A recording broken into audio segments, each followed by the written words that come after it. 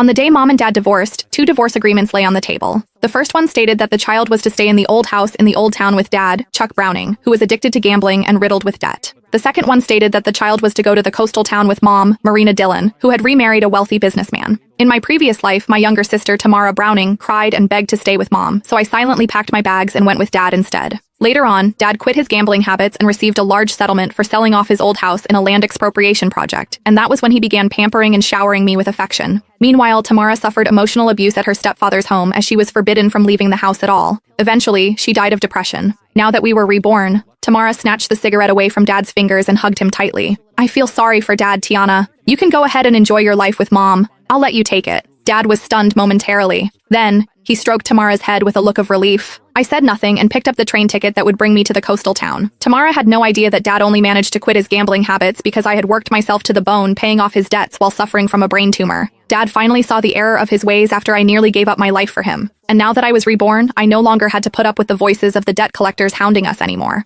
All I wanted was just a good night's sleep. I picked up my worn-out suitcase. Get out of here. Go look for your gold digger of a mother instead, Dad said, waving his hand dismissively at me like I was just an annoying fly. Tamara hid behind him and made a face at me. She mouthed, "Don't come begging me for money the next time you see me." I smiled and said nothing. Instead, I turned around and walked out into the rain, flinching at the cold. I could feel the chill seeping into my bones. It wouldn't make much of a difference wherever I went anyway. I just wanted someplace quiet to spend the last of my days, getting through everything. At least I no longer needed to hear the debt collectors hounding at the door or put up with the horrible stench of cigarettes anymore. Mom's black Mercedes was parked at the entrance to an alleyway. The car windows rolled down, revealing Mom's youthful, well-maintained face. She frowned as she stared at my drenched body, a look of disgust in her eyes. "How did you end up like this? Hurry up and get it, and make sure not to dirty the interior of the car." I opened the backseat door and was just about to enter when she said, "Throw that suitcase into the back." She pointed at my suitcase and said, "That's so filthy. I don't even know what germs it's covered in." I hesitated for a moment. However, I still did as she said and put the suitcase in the trunk of the car. When I finally got back inside the car, I did my best to stay in a corner and take up as little space as possible, not daring to touch the leather seats.